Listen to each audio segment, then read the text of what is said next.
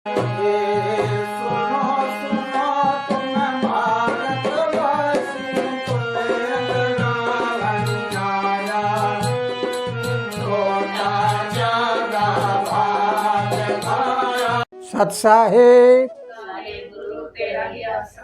बच्चों, आज तीसरा नवरात्रा है। तीसरा नवरात्रा ब्रह्माणी माँ का होता है। ब्रह्माणी माँ क्या होती है? हमारे शरीर में इच्छा शक्ति होती है।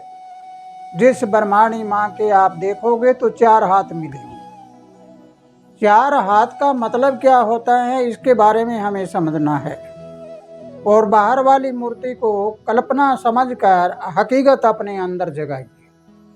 हमारी नाभि ऊपर भी जाती है, नीचे भी जाती है, दाएं बाएं भी जाती है, यानी ये चारों दिशाओं में इसकी शक्ति सक्रिय होती है।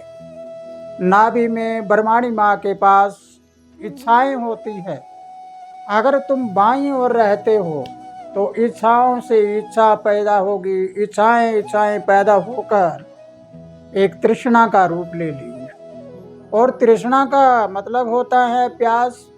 अगर आप में तृष्णा जागती रही तो नीचे वाली यानी ब्रह्माणी माँ नीचे की तरफ चलना शुरू हो जाएगी, स्वादिष्ठान कमल की ओर जाना शुरू हो जाएगी और आप में काम शक्ति बढ़ जाती है। और अगर आप दाईं ओर रहते हैं तो ब्रह्माणी माँ की शक्ति ऊपर की ओर चलना शुरू हो जाएगी।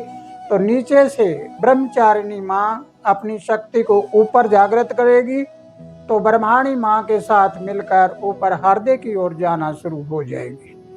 तो इसलिए बच्चों, इस बात को समझना है कि तीसरे नवरात्रि में ब्रह्माणी माँ की ऊर्जा, ब्रह्माणी माँ की शक्ति सक्रिय होती है।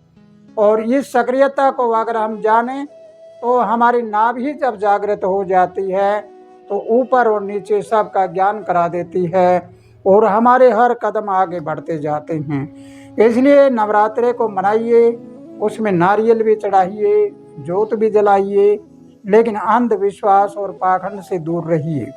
अगर ऐसी विचारधारा आप में आ जाए तो तुम समय को पहचानना शुरू कर दोगे, अपने अंदर की शक्ति को जानना शुरू कर दोगे।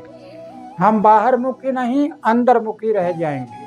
हम दूसरे की खोज में लगे रहें, दूसरे की खोज की बजाय हम अपनी खोज करें, वही सबसे उचित, वही सबसे उत्तम होती है।